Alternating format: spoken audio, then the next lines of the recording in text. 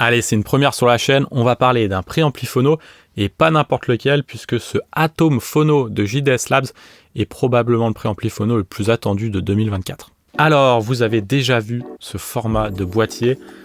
C'est issu donc de la série Atom de JDS Labs, je vous en ai déjà parlé de cette marque qui produit des amplis casques et des DAC entrée de gamme incroyables.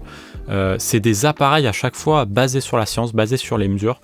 Et le but de JDS Labs, c'est de proposer le meilleur entrée de gamme possible en termes de performance mesurée.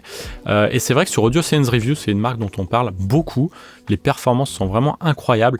Et moi, j'ai beaucoup recommandé sur ma chaîne leur ampli casque / préampli de volume, le Atom Amp 2 et leur DAC, le Atom DAC 2.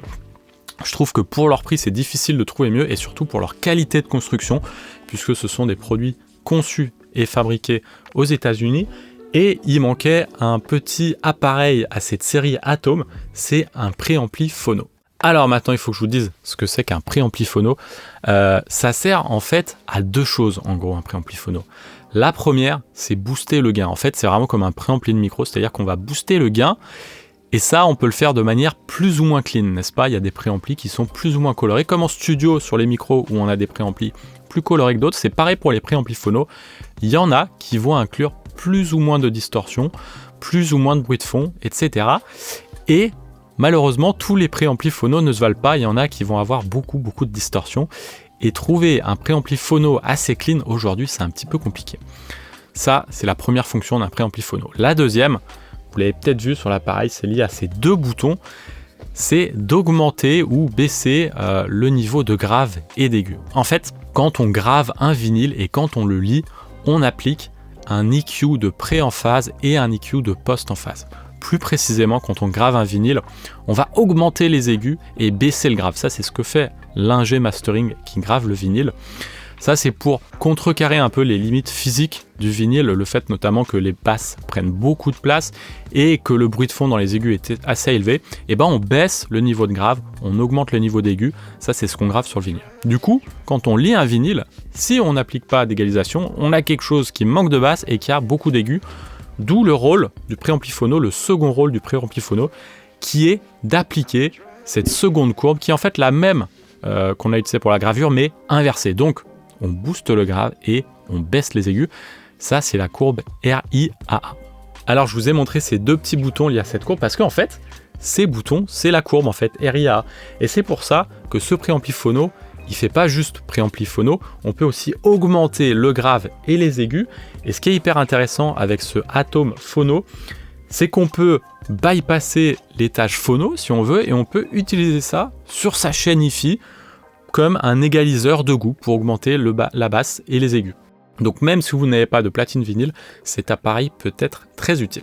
Évidemment, cette égalisation, on peut la faire aussi après l'étage phono, c'est-à-dire qu'on a appliqué la courbe à l'intérieur de l'appareil et on peut booster encore cette courbe dans le grave si on veut, ou l'atténuer encore dans les aigus, ou la booster dans les aigus. Donc ce petit préampli phono, il fait quand même plus de choses que juste un préampli phono et ça, c'est hyper intéressant.